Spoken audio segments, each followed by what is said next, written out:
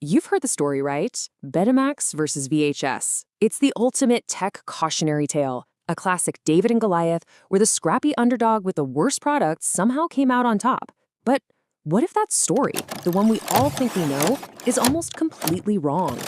Because here's the thing, the evidence is overwhelming. Betamax was the better machine. So the real mystery isn't if it was better, but why a clearly superior piece of technology failed so spectacularly. To find the real answer, we have to look past the myths, unfold the paper, and get right into the engineering itself. All right, Chapter 1. Let's get our hands dirty and open up the case file on the hardware itself. We're going to find out exactly what made the Betamax tick and why it was so good. Look, this was never just about marketing or brand loyalty. The case for Betamax's superiority was written in the laws of physics. Sony engineered a masterpiece. And to truly understand why it lost, you first have to appreciate just how brilliant it really was. It all starts right here, at the mechanical heart of these machines, how they handled the tape. Sony's Betamax used this complex, elegant system called U-loading. It would gently pull the tape and wrap it around the recording drum in a soft U shape. JVC's VHS, on the other hand, used M-loading, which was way simpler and faster. And believe me, this one single design choice had massive consequences down the line. And here's our first aha moment. Because that gentle U-loading system kept the tape wrapped around the playback heads at all times, you could do something that felt like pure magic. You could see the picture while fast-forwarding or rewinding.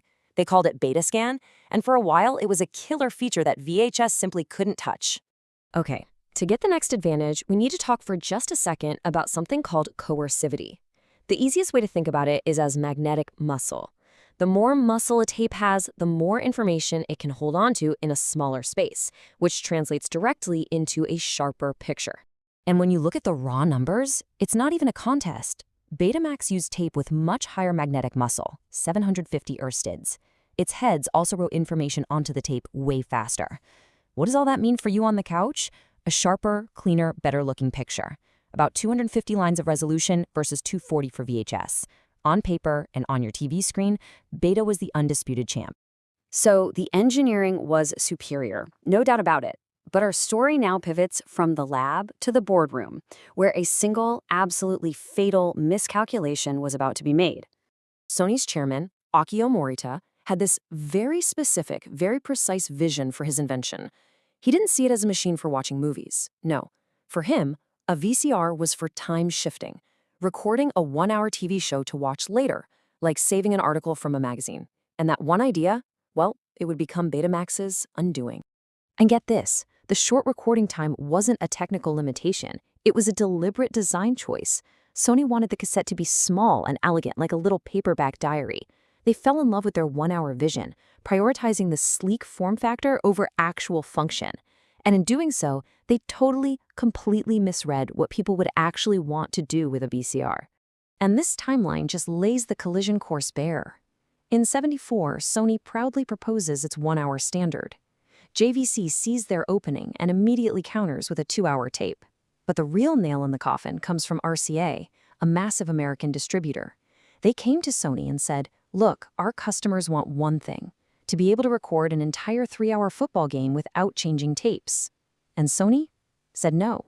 With that single 2-letter word, the war shifted. It moved out of the corporate offices and onto the store shelves, where a whole new kind of battle was about to begin. See, Sony wanted to keep Betamax all to themselves, to be the sole king of their perfect format. But JVC? They decided to build an army. They licensed their VHS technology to anyone and everyone. By 1984, you had 40 different companies making VHS players versus just a dozen making Beta. It wasn't a battle, it was a global alliance against a fortress. And what does an army of manufacturers lead to? Brutal, cutthroat price competition. All those companies drove the cost of VHS players down, and they did it fast. For most of this war, a VHS machine was hundreds of dollars cheaper than a Betamax. For the average family trying to decide what to buy, that price tag made the choice pretty obvious. But the final, fatal blow? It wasn't even dealt in the electronics aisle. No, it happened somewhere else entirely. It happened in the one place that defined the '80s, the neighborhood video rental store. This brand new cultural phenomenon was about to pick the winner. And this is what created the death spiral for Beta. It's a classic feedback loop. More people bought the cheaper VHS players, so video stores stocked way more VHS movies to meet the demand. Then, beta owners would walk in and find almost nothing to rent, which meant the next person buying a VCR would choose VHS to get the huge movie selection. It was a vicious, self-reinforcing cycle that literally starved Betamax of content. Now, you've probably heard the old myth that the adult film industry is what really killed beta, but that's not the whole story. Not even close. It was a symptom, not the cause. The real issue was that same original 1-hour mistake.